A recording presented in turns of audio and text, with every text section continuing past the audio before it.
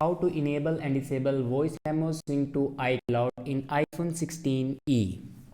So let's start the video. First of all, open settings and then click on your Apple account. Now click on iCloud and then click on see all. Now scroll down and find voice memos. Now here you can enable or disable voice memo syncs to iCloud by using this button, turn on or off. If you want to turn on means enable voice memos to sync iCloud, then simply turn this button on, and if you want to disable it, then simply turn this button off. So this is the way to enable or disable voice memos sync to iCloud in iPhone 16e. I hope this video is helpful for you. Thanks for watching.